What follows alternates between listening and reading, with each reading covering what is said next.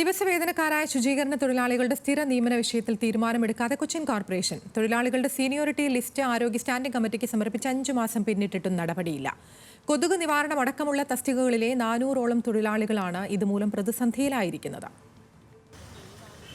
വർഷങ്ങളായി കൊച്ചിൻ കോർപ്പറേഷന് കീഴിൽ ജോലി ചെയ്യുന്ന ശുചീകരണ തൊഴിലാളികളാണ് നിലവിൽ സ്ഥിര നിയമനത്തിനായി കാത്തിരിക്കുന്നത്. DLR വ്യവസ്ഥയിൽ ജോലി ചെയ്തിരുന്ന 400ഓളം പേരാണ് സീനിയോറിറ്റി ലിസ്റ്റിൽ ഇടം പിടിച്ചിട്ടും നിയമനമില്ലാതെ ആരോഗ്യ സ്റ്റാൻഡിംഗ് കമ്മിറ്റിയുടെ ചുവപ്പ് നാടയിൽ അകപ്പെട്ടിരിക്കുന്നത്. ഈ കഴിഞ്ഞ ജൂൺ 14-ാം തീയതി, അതായത് പുതിയ കൗൺസിലിന്റെ കാലാവധിയിൽ കയറിയ ഞാൻ ഉൾപ്പെടെയുള്ള തൊഴിലാളികൾ ഉൾപ്പെടുത്തിക്കൊണ്ടിട്ട് 2009 മുതൽ സ്ഥിരമായിട്ട് ജോലി എടുക്കുന്ന തൊഴിലാളികൾ ഉൾപ്പെടുത്തിക്കൊണ്ടിട്ട് CLR ലിസ്റ്റ് ഉൾപ്പെടുന്നു പറഞ്ഞ് ജൂൺ 14-ാം തീയതി വിധി കൗൺസിലിന്റെ തീരുമാനം ഉണ്ടായിരുന്നു. അത് വിവരാവകാശം വെച്ച് നമുക്ക് കിട്ടിയ ഒരു അറിവാണ്. പക്ഷേ ആ ലിസ്റ്റ് ഉണ്ടാക്കുന്ന കാര്യത്തിൽ പോലും ഇത്രയും മാസങ്ങൾക്ക് ശേഷം ജൂണിൽ വന്നൊരു തീരുമാനമാണ്.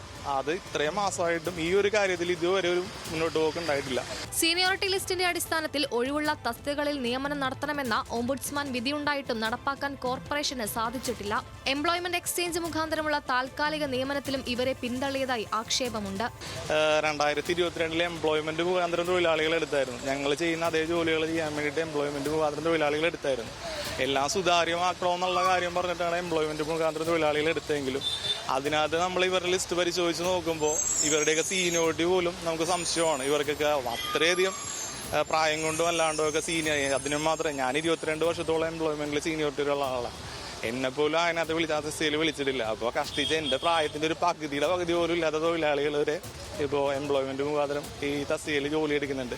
മറ്റു കൂലിത്തൊഴിലുകൾ ഉപേക്ഷിച്ചാണ് വർഷങ്ങൾക്ക് മുൻപ് കോർപ്പറേഷന്റെ താൽക്കാലിക ജീവനക്കാരായി ഇവർ മാറിയത്. ഇതോടെ പരമ്പരാഗത തൊഴിലിലേക്ക് തിരിച്ചു പോകാനാവാത്ത സ്ഥിതിയാണ്. ഞാനും പുഴയിൽ മീൻ പിടിക്കാനും പോയാണ്.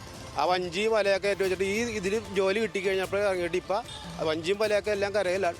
ഇപ്പം എല്ലാം വഞ്ചിയൊക്കെ കുറഞ്ഞു പോയി. ഇപ്പൊ ഒരു നിവർത്തിയില്ല, ജീവിക്കാനുള്ള നിവർത്തിയില്ലാത്ത അവസ്ഥയിലായി. വരും ദിവസങ്ങളിലെങ്കിലും തങ്ങൾക്ക് അനുകൂലമായ നിലപാട് കോർപ്പറേഷനിൽ നിന്നുണ്ടാകുമെന്നാണ് ഈ തൊഴിലാളികളുടെ വിശ്വാസം. ന്യൂസ് മലയാളം, കൊച്ചി.